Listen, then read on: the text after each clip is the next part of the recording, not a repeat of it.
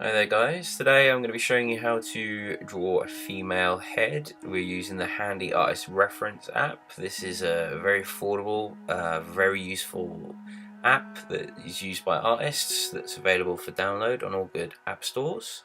So I'm starting off by just establishing a circle for the cranium, and I've drawn a line through for the eyebrows, and I'm drawing a center line through the middle of the face. And you see it curves towards the left of the page. Now through the bottom of the circle I've drawn another guideline, and this is kind of breaking the face up into thirds. The middle third contains your ears, your eyes, your eyebrows, your nose. So I always start with that cranium shape, and then I add the jaw on as I'm doing now. And you see that center line is connecting the middle of the chin there. Just swing the little lips in for the bone of the chin, and I'm just defining the contours of the face now. Male artists have a tendency to draw more masculine faces, so drawing the female face is quite the challenge. So one key thing to making sure your face looks feminine is to soften the jaw. If you compare male jawline to a female jawline, a woman's jawline is a little softer. So I'm just attaching the neck in, coming down from behind the ear, and bringing in the other side. And this Handy Artist Reference app is, well, excuse the pun, very handy in that you can move the head around, you can tilt it back, you can tilt it forwards, you can light it from different lighting setups. It's so useful. No more cramming my hard drive full of hundreds and hundreds of reference photos. I can just open this up on the iPad or my phone and get sketching. So I'm just delineating where the edge of the eye socket is going to come to on this side of the face. This is really important, as a lot of people tend to shorten that distance between the ear and this edge of the eyebrow. So I'm just indicating where the forehead comes into the bridge of the nose here, kind of creates this V shape, and then I'm bringing in the bridge of the nose, and then at the end of the nose, kind of where our guideline is at the bottom of the cranium, I'm adding a round ball for the ball of cartilage that's on the end of your nose. And if you kind of pinch your nose, you can kind of feel that squishy ball under there. I'm adding the eye sockets in now. I always like to establish the eye sockets before I draw the eyes in there. Just jump back down to the nose. I kind of jump around all over the place while I'm doing this, but I'm just kind of building up the nostril, kind of showing how it attaches into that ball of cartilage. You see how the opening of the nostril maps to that ball, and then the nostril swings up towards the top of the ball. So just defining that a little bit more. And I'm going to indicate the bridge of the nose, where it kind of attaches into the bone of the skull of the nose. And also one thing I like to do is just indicate the side plane of the nose. So I like to add a little definition into the side plane of the nose, and it really helps to get the correct distance between the eyes. Whatever angle you're looking at the face, you can always see the front plane of the nose and the side planes of the nose. So once I've done that, I'm bringing in the eye socket, and essentially they're the shape of glasses. Glasses are designed to fit over our eye socket, so think about that simple shape. You see it's kind of the bottom of the socket's cutting in about halfway down this middle third. And then what I'm doing now is I'm putting the eyeball in, and I'm just indicating the distance between the eyes. Those dots I just put in are the corners of the eyes, and you can kind of measure those and come back into the socket and kind of just check the proportions of your eyes. The distance between the eyes is an eyeball's width apart, and obviously because the head is tilting, one is further away from us, we're getting a little foreshortening. So this left hand eyeball, I'm just making it a little smaller as the head is tilting away from us. I'm just bringing the contours of the face out a little bit. One of the reasons I love this construction drawing technique for drawing the head is it allows you to course correct. It allows you to just use basic shapes and forms to establish your features and your proportions before you do any rendering, before you do any description of light and dark or texture or detail. So I'm just moving this ear back a little bit. I've just knocked that back, And I think the distance between the eye socket and the ear needs to be a little bigger, so just re-establishing that ear. Sometimes I'll rub out the ear 2 or 3 times, you know, in order to get it in the right place. A lot of drawing isn't about getting things right first time, it's about recognizing the issues that you might have proportionally and making that correction. So just checking that distance between the ear and the eyebrow now should be, you know, more or less the same width as that eye socket that's closest to us. So just refining these edges a little bit more now. You see the middle third, you know, all the basic structures are kind of there already. Just re-establishing those guidelines through the middle and the bottom of the cranium. I'm going in and drawing the ear in, and I love using this reference app for ears. You know, ears are so much more problematic than a lot of the features. Having that reference there just allows me to convincingly draw the ear rather than kind of struggling or kind of, you know, just doing a weird squiggly shape inside the ear. You know, it's a lot more convincing when you have visual information to go on. So I usually start with the cartilage, and then I bring in that little indent in the top of the ear, and now I've just built up the ear canal in there, and then it's just a case of working in some definition in the cartilage. So if you struggle with ears, just fill your sketchbook with sketches of ears, and they'll soon start to make far more sense to you. So at the bottom of the philtrum in the nose, you have the little septum that comes down from your philtrum, and I always use this to establish my lips to begin with. So I'm just bringing that down now and dropping that shape in. It's kind of like a teardrop shape.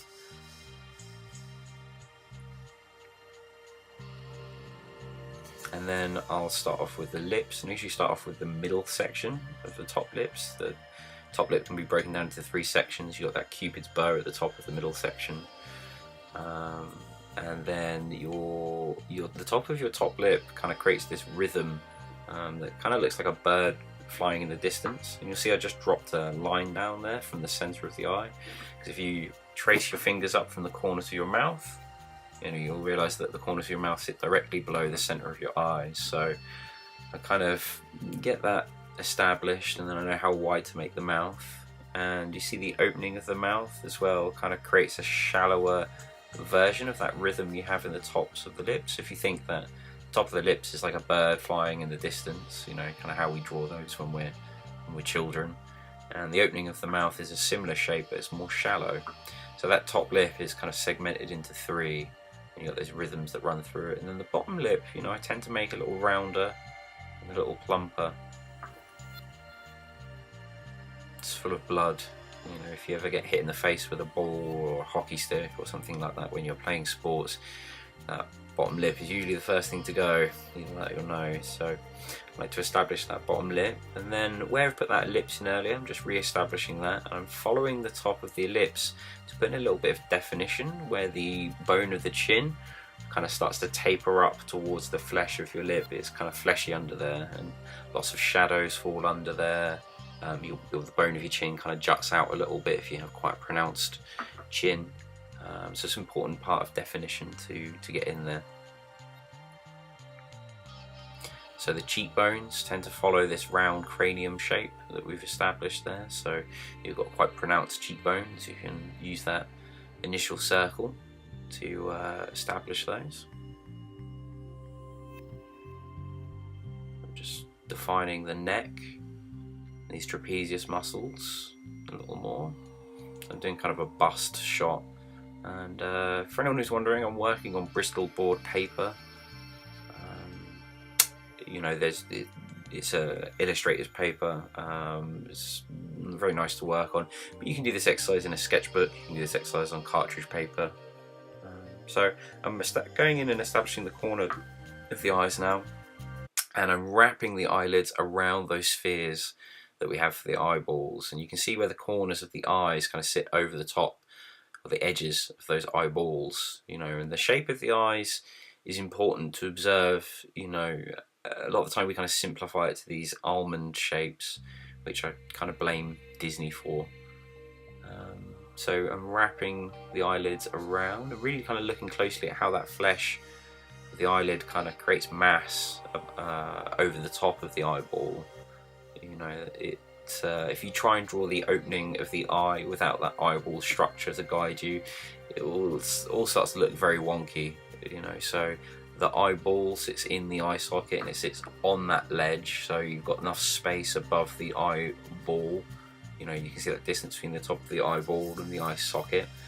And then the eyes kind of swivel and rotate in there. And sometimes I see eyes that look like they're just floating, or one thing that happens because they're psychologically important to us, we have a tendency to make them too big, and the space between them gets squished down, and then it starts to look all kinds of strange. So, you know, if you establish your structure first, you can start putting those eyes in, starting with the eyeball and then wrapping the tissue around them. You know, you see how that eyeball kind of helps you with the eyelid, and it helps you with those kind of laughter lines that we get underneath our eyes. That's where the eye sits against the socket, and the muscle that sits over our cheekbones. You know, that's why those creases appear there. So now I'm establishing the iris, and I'm swinging in an ellipse. I'm drawing over the eyelids. Again, this isn't finished drawing yet, but if you just draw the parts of the iris, the edges of the iris that are visible on the surface of the eyeball, they tend to not connect. You know, they're round discs, so I tend to draw over things a lot and then rub out what I don't need in order to establish the edges of those irises in a way that feels convincing. So do the same with the pupils. And you'll notice I've just left some little dots, some little negative space in the pupil, and that's those little specular highlights that sit on the surface of the eye. If you're working from a reference, or if you're working in kind of quite subdued lighting and you can't see any highlights glistening in the eye, put them in anyway, because they make a real difference in terms of the eye looking alive and wet. So those specular highlights appear every time we blink. We pick up moisture from our eyelids and run them over the surface of our eye, and it makes them wet.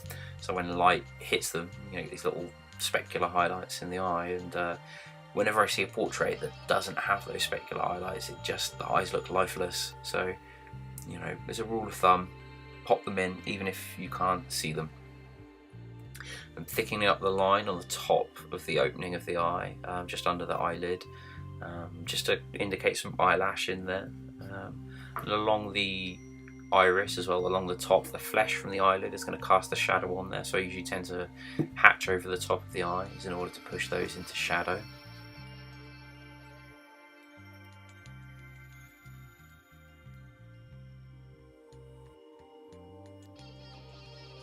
And you always spend a little bit of extra time on the eyes, because they are the windows to the soul. You know, they're the first thing we look at when we look at a person, we make eye contact.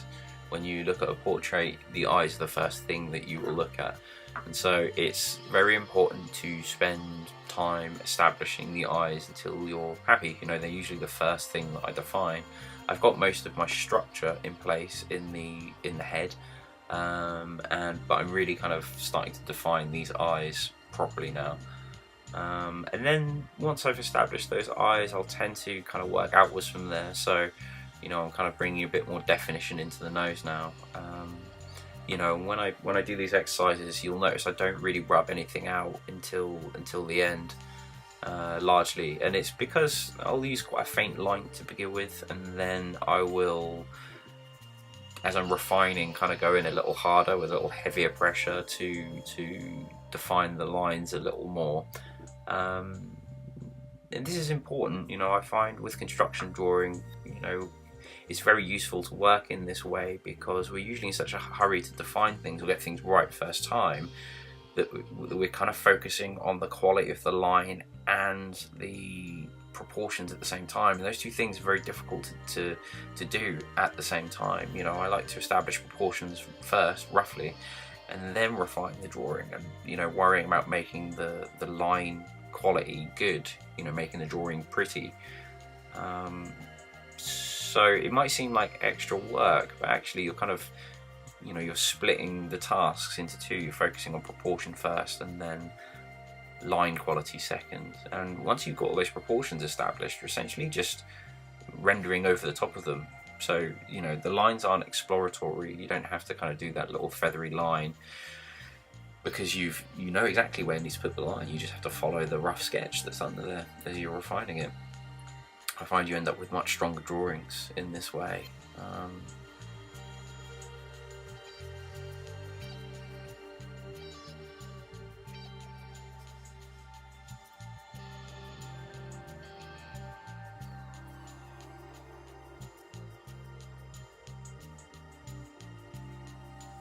So just defining the lips a little more now.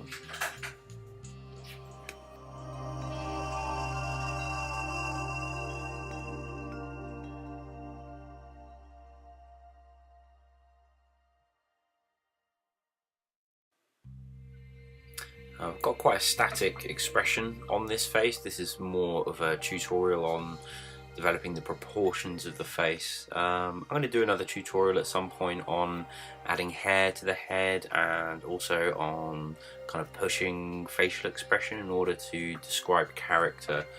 You know, proportions is always kind of the key principle of portraiture, but there's more to it than just that. I'm just adding in the creases that come down from behind the nostrils and curve around the mouth.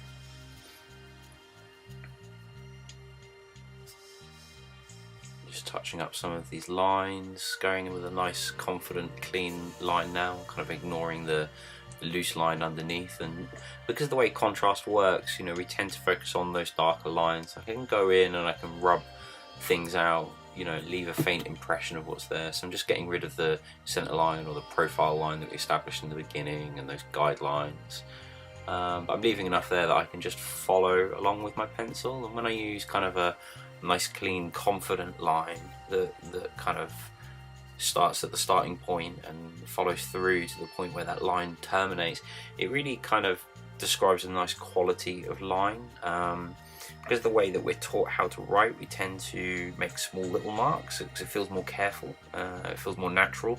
We end up with kind of this fuzzy, furry line that really doesn't do much for your audience. It kind of it lacks confidence. So try and get in the habit of, you know, when you get to the stage where you're tidying your drawing up, is to really kind of think about where the line starts, where you want it to end, and try and describe it in one fluid motion.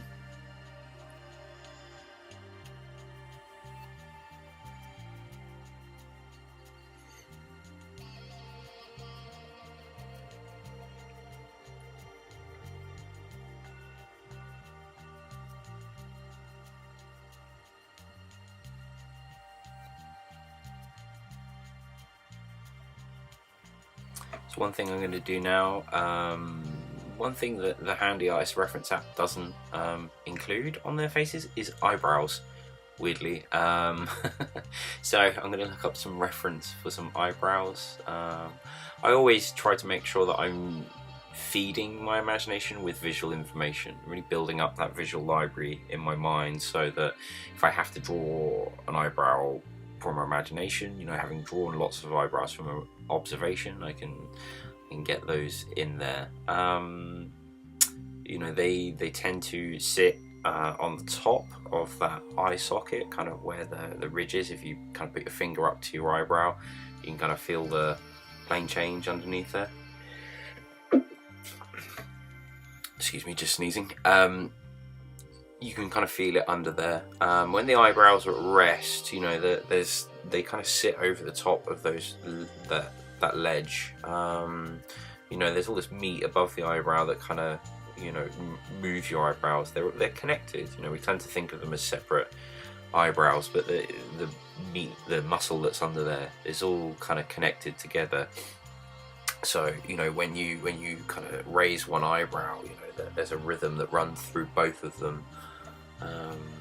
So once you've kind of looked your reference up, you know, I tend to start kind of roughly where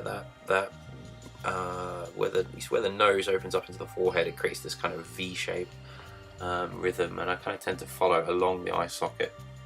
And eyebrows are as varied as noses and ears and eyes. You know, there's a man's eyebrows are different to a woman's eyebrows. A man's eyebrows get bigger and bushier throughout their life, unfortunately for me. you know, teenage girls like in England anyway, like to shape theirs into these giant rectangles, which is completely bizarre, but that's the thing that's happening.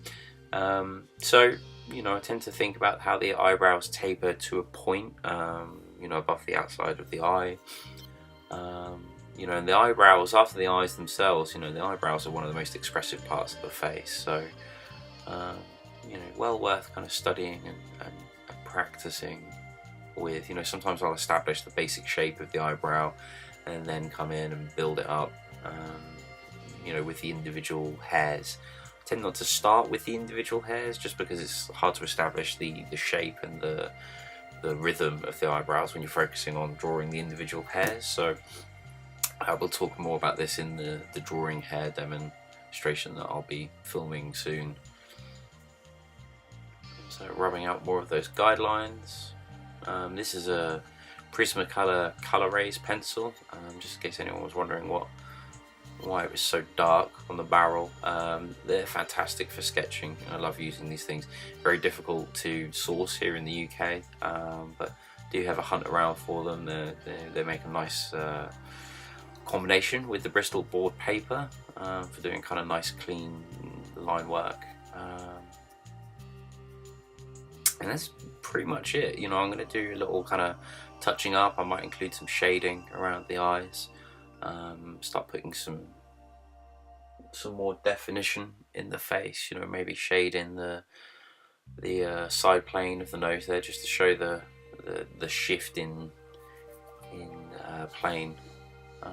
Just doing some touching up. But hopefully you guys have enjoyed watching my approach to drawing the female head. Stay tuned for more videos. I'll be adding hair to this in a later tutorial, and we'll be going into facial expressions as well. So I'm just gonna let this play out now, and you'll see me kind of doing the finishing touches, but more or less most of the features and proportions in the face are now there. Okay, thanks for watching, guys. See you soon. Bye.